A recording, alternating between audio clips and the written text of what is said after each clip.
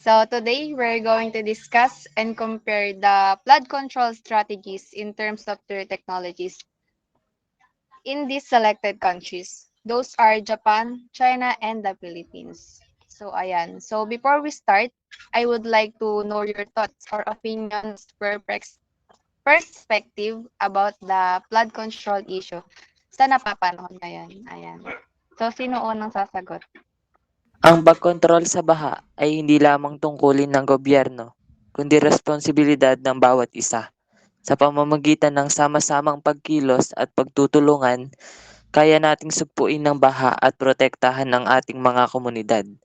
Ang pag-iwas sa baha ay mas mahalaga kaysa sa pagharap dito pagkatapos mangyari. Ang kalikasan ay may mahalagang papel sa pagkontrol sa baha. Pangalagaan natin ito. Ang bawat patak ng tubig na ating pinababayaang dumaloy ng walang plano ay maaaring maging sanhi ng malaking problema sa hinaharap.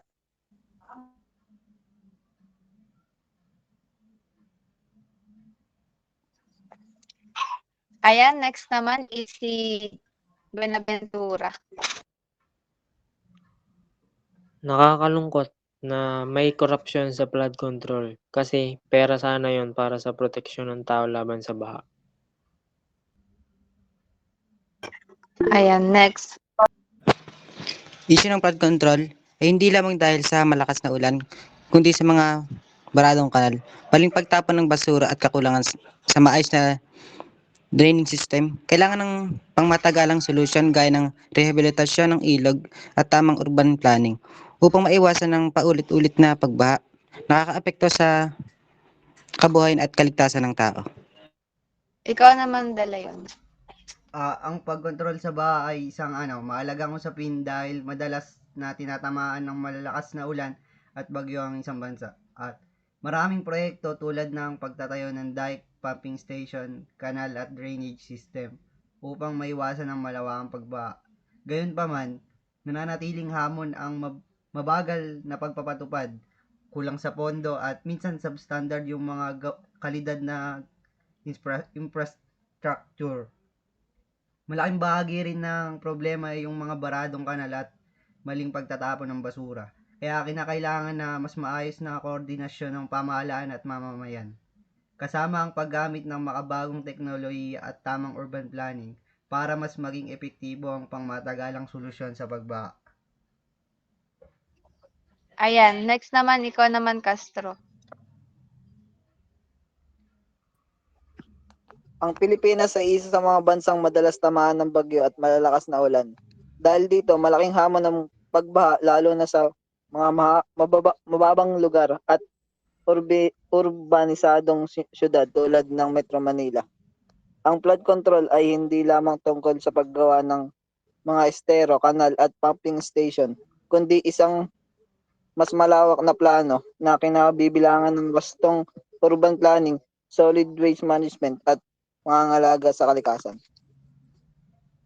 I think napakadami ding na-open na issue nitong flood control or yung ghost project na hindi lang siya about sa baha, kundi dito din kumakalat or na-open yung corruption and lack of transparency ng mga government officials natin when it comes to our taxes and budget ng ating bansa dito sa Pilipinas.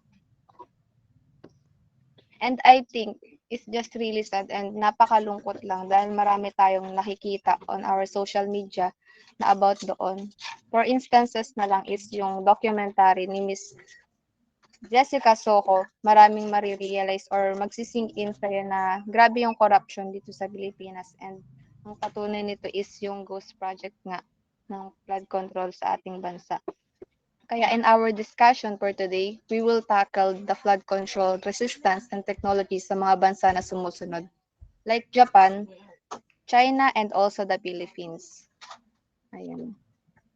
So, ayan sa mga flood control technologies na sumusunod is isa na dito yung Metropolitan Area Outer Underground Discharge Channel in Japan. Next naman is yung sponge CPs in China. And also sa ating bansa, early warning systems and mangrove restoration sa Pilipinas. Japan's approach is super high-tech They built the metropolitan area outer underground discharge channel near Tokyo. It's this massive underground tunnel system that redirects floodwater to reservoirs. They call it the underground temple because of its huge pillars and tanks. Ang Japan ay nakagawa ng metropolitan area outer underground discharge channel malapit sa Tokyo upang maiwasan ang pagbaha. Ito ay isang malawak na sistema ng underground tunnel na naglilihis ng sobrang tubig patungo sa mga reservoir. Dahil sa malaking haligi at tangke, tinawag itong underground temple. Mahalaga ang proyektong ito hindi lamang para sa Japan kundi maging sa ibang bansa. Ipinapakita nito kung paano maaaring gamitin ang teknolohiya at inobasyon bilang solusyon sa mga suliranin sa kalikasan, lalo na sa usapin ng pagbaha.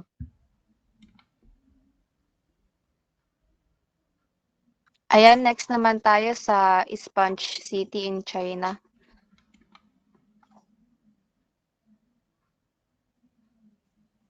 China methods are a mix of megastructures and ecotech. The Three Gorges Dam is famous for regulating water flow on the Yangtze River, but they are also creating sponge cities. Places like Wuhan use permeable pavements, rain gardens, and artificial wetlands to absorb rainwater. It's cheaper long term and tackles urban flooding. Pinapabuti ng dam ang kapasidad ng pagpapadala ng Yangtze River at nagbibigay ng kontrol sa baha na tumutulong na protektahan ang milyong-milyong tao mula sa matinding pagbaha sa Yangtze Plain. Bukod pa rito, ang hydroelectric power generation dito ay nakatulong sa pag-unlad ng ekonomiya ng China. Dahil dito, itinuring ng gobyerno ng China ang proyekto bilang pinagmumulan ng pambansang pagmamalaki ng isang malaking tagumpay sa lipunan at ekonomiya. Gayunpaman, ito ay kontrobersyal sa loob at labas ng bansa. Ayan, next naman tayo is sa bansang Pilipinas, the flood control in the Philippines. The Philippines focuses on community-driven solutions. With typhoons getting worse, they rely on early warning systems like Project NOAA or Nationwide Operational Assessment of Hazard, which uses satellite data to predict floods. They are also restoring mangroves and building bamboo dams. Sa Pilipinas daw, iba't ibang technology ang ginagamit laban sa pagbaha. May mga estruktura tulad ng dike, floodgate, pumping station, drainage system, retention basin at dam para makontrol at malihis yung tubig. At kasabay nito, ginagamit din yung early warning system, satellite imaging, rain gauge, at flood hazard map para mabilis makapagbigay ng babala. Mayroon ding mobile apps gaya ng Project NOAA na nagbibigay ng real-time update. Sa kalikasan naman, nakakatulong ang mangrove reforestation, tree planting, watershed rehabilitation at urban green infrastructure para masipsip ang ulan, bawasan ng baha at maprotektahan ang isang komunidad.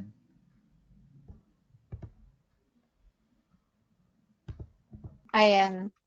So, makikita natin na napaka-advanced yung mga technologies when it comes sa mga bansang ito, napaka-advanced and malaki yung tulong sa bawat bansa. Pero how do these strategies reflect each country's needs or yung mga kakulangan ng bansa when it comes sa disaster? Ayan. Japan's tech-heavy approach makes sense because they face rapid, intense rains and have limited space. Underground systems maximize land use without disrupting cities. Ang teknolohiyang ginagamit ng Japan sa pagharap sa mga bagyo at ulan ay nakabase sa kanilang sitwasyon. Dahil sa limitadong espasyo at madalas na malakas na ulan, ginagamit nila yung mga underground system para ma-maximize ang paggamit ng lupa nang hindi na yung cities. Sa ganitong paraan, napapanatili nila yung kaayusan ng kanilang mga syudad habang nilulutas ang mga hamon sa pagdaloy ng tubig. while in China, sponge cities address both flooding and water scarcity, perfect for densely populated areas. But the Three Gorges Dam is controversial due to environmental and displacement issue. Maaaring mag-ambag ang Japan ng mga advanced na digital na teknolohiya para sa pagsubaybay sa mga epekto at pagbabago ng klima, pagbuo ng mga bagong adapsyon na produkto para sa magsasaka at pagtatag ng mga sopistikadong sistema ng maagang babala at pagtuklas ng kalamidad. Maaaring mag-alok naman ang China ng karanasan sa pagpapatupad ng malalaking mga proyekto sa eco-adaptation at pagbuo ng komprehensibong mga patakaran sa kapaligiran. Ang Pilipinas naman ay maaaring magtatag ng modelo para sa climate change adaptation sa pamamagitan ng Climate Change Adaptation Act nito at National Adaptation Plan na nagbibigay diin sa kahalagahan ng pagtutulungan ng lokal na pamahalaan at pakikilahok sa komunidad. The Philippines adapt to limited budgets and frequent storm. Mangroves not only reduce flood impact but also protect biodiversity. However, funding and maintenance are ongoing challenges. Ang Pilipinas ay nag-aangkop na sa kabila ng limitadong budget at madalas na pagdating ng mga bagyo. Dahil sa kakulangan ng pondo, hindi agad naitatayo ang lahat ng kinakailangan infrastruktura, kaya't inuuna lamang ang mga pinakaimportanteng proyekto tulad ng flood control, evacuation center at tulay o kadalasang madaling masira. Bukod dito, dahil palaging nakakaranas ng bagyo, natuto na ang mga Pilipino na maging handa at matibay ang loob.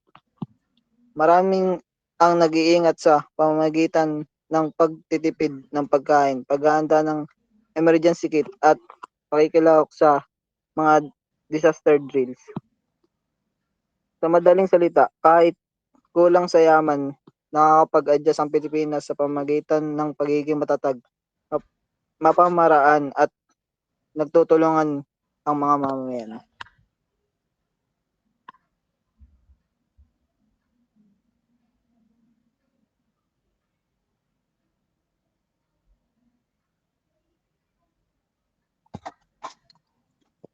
So, ayan sa mga technologies na atin napag-usapan.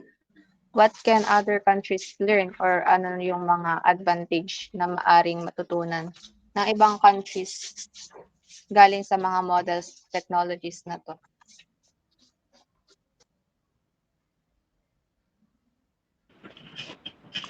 Chinese Sponge City show how eco-design can complement engineering, but Japan warning system in infrastructure remind us that preparedness is key.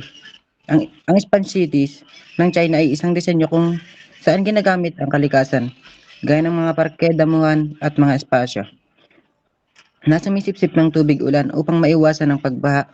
Pinapakita nito na hindi puro lang semento at gusali ang solusyon.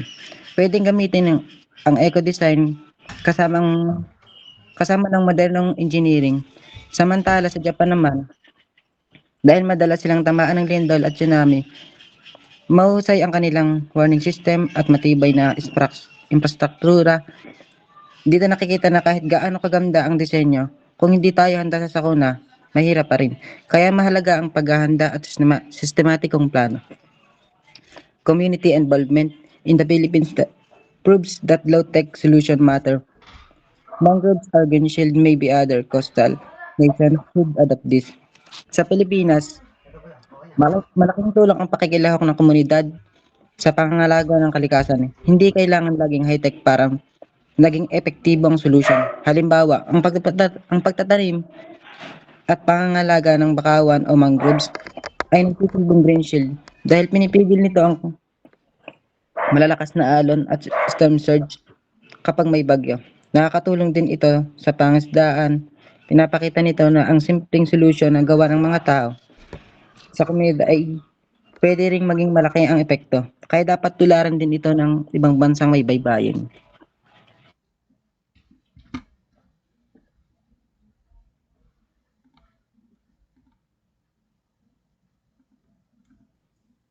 I agreed. A hybrid model combining Japan's tech, China eco-adoption, and the Philippines' grassroots efforts might be ideal for climate-vulnerable regions.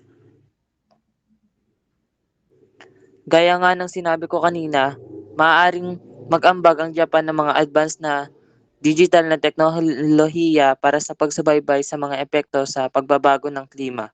Tapos sa China naman, maaari silang magbigay ng kanilang karanasan sa pagpapatupad ng malalaking mga proyekto sa eco-adoption. Sa Pilipinas naman, maaari silang magbigay ng pagtatatag gamit ang Climate Change Adoption Act nito at National Adoption Plan na nagbibigay diin sa kanila ng pagtutulungan ng lokal na pamahalaan at pakikalahok sa komunidad. Ayan, so para daw po mabawasan ang baha, kailangan ng combination ng technology, ng kalikasan at tulong ng ating communities. Like for instance is ang ginagawa ng Japan, China at ng Pilipinas. Sa Japan is sila ay more on high-tech technology solution talaga. Gumagawa sila ng mga giant tunnels sa ilalim ng lupa para idirekta yung tubig sa ilalim ng mga buildings. China naman, gumagamit sila ng mga malalaking dam. Like for instance is yung mga Three Gorge Dam para makontrol yung mga tubig baha. At meron din silang tinatawag na sponge cities wherein may mga park and pavements na sumisipsip na mga tubig ulan to prevent the flood or yung baha. Ayan. Well, in the Philippines naman, mas practical ang approach and nagtatanim ng mga bakawad or mangroves sa coastal areas para pigilan ang mga pagbaha at erosion. Then may mga early warning systems din just in case na malakas ang bagyo. Therefore, mas maaga silang makapag-evacuate and to stay alert and prepared sa mga paparating na disaster or typhoons. So, ayan. Lahat ng ito ay pinapakita na walang iisang solusyon sa mga baha. Kailangan ng matibay na technologies, mga natural protection tulad ng, ayun nga, bakawad and mangroves, at active participation ng mga tao sa ating bansa. Ayan, pwede rin tayong gumaya sa kanila sa mga technologies na nakikita natin sa ibang bansa, gumamit ng technologies para mas ma-monitor pa or magtanim ng mga puno at makipagtulungan sa communities. Ayan, para mas maging handa tayo sa mga paparating na sakuna or disasters. Ayan.